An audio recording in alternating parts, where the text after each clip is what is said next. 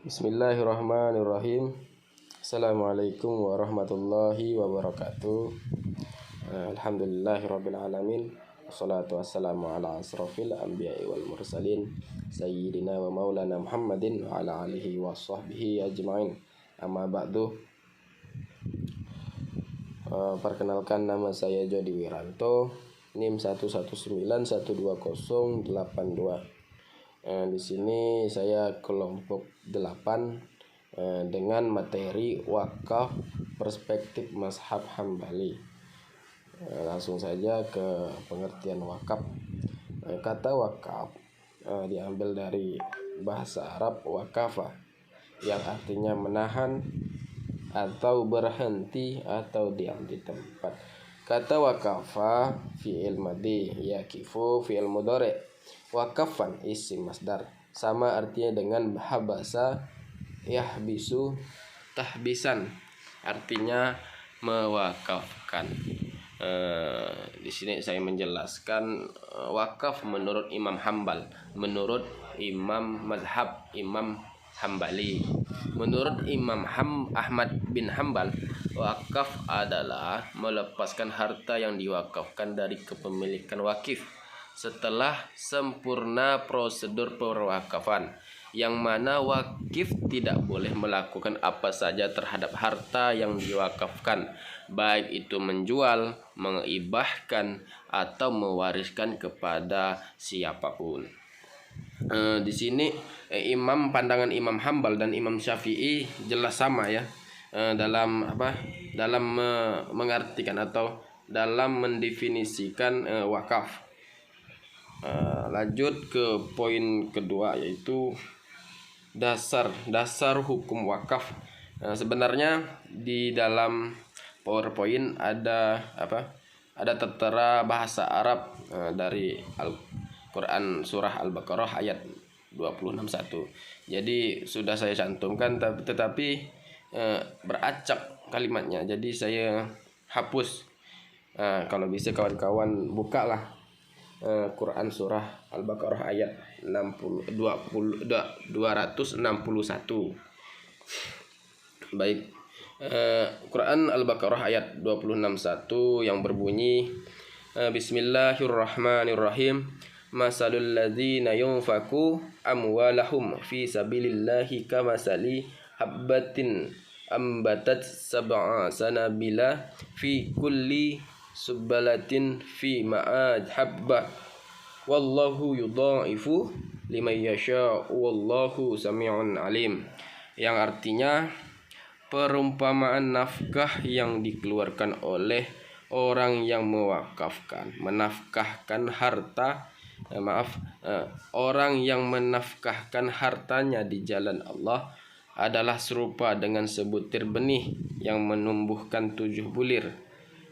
Pada tiap-tiap bulir 100 biji, Allah melipat gandakan ganjaran bagi siapa yang dikehendaki, dan Allah maha luas karunia-Nya lagi maha mengetahui. Quran Al-Baqarah ayat 261. Maksud dari ayat di atas adalah untuk mendorong umat Islam menyelisihkan sebagian rezekinya untuk kepentingan umum, yakni mendorong kaum muslimin berinfak dan bersedekah. Wakaf di sini, wakaf termasuk bagian dari rangkaian sedekah yang justrunya sifatnya kekal. Dengan ayat ini dapat menjadi dasar hukum diperbolehkannya wakaf. Baik, untuk poin ketiga, yaitu rukun dan syarat wakaf. Menurut sebagian besar ulama dan fikih Islam ada 5 rukun wakaf. Yang pertama, orang yang berwakaf atau wakif. Wakif merupakan pihak yang mewakafkan harta benda miliknya. Di dalam wakif memiliki otoritas penuh terhadap harta yang ingin diwakafkan. Menurut Imam Ali, bahwa barang-barang yang diwakafkan itu dilaksanakan seperti yang diinginkan pewakafnya. Orang yang mewakafkan atau wakif harus memiliki kecakapan hukum dalam membelanjakan hartanya. Yang pertama, ia harus merdeka berakal sehat, dewasa, baligh, tidak berada di bawah pengampuan. Rukun dan syarat wakaf yang kedua. Syarat barang yang diwakafkan. Mauquf dipandang sah apabila merupakan harta bernilai tahan lama dipergunakan dan hak milik wakih murni. Syaratnya adalah benda harus mempunyai nilai guna, benda tetap dan benda bergerak. Benda yang diwakafkan harus jelas diketahui. Benda yang diwakafkan benar-benar telah menjadi tetap si wakif ketika terjadi akad wakaf.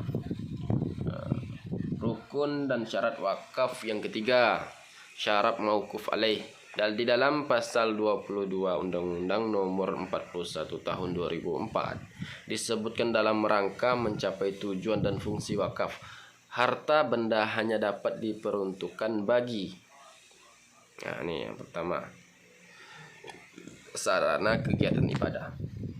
Yang kedua, sarana dan kegiatan pendidikan serta kesehatan, bantuan kepada fakir miskin, anak telantar, anak yatim piatu, kemajuan peningkatan ekonomi, untuk kemajuan peningkatan ekonomi umat lainnya, untuk kemajuan kesejahteraan umum lainnya yang tidak bertentangan dengan syariah dan perundang-undangan.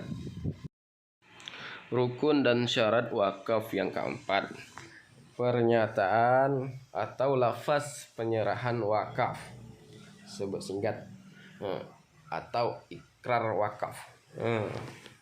Singgaf ialah segala ucapan, tulisan atau isyarat dari orang yang berakad untuk menyatakan kehendak menjelaskan apa yang diinginkannya.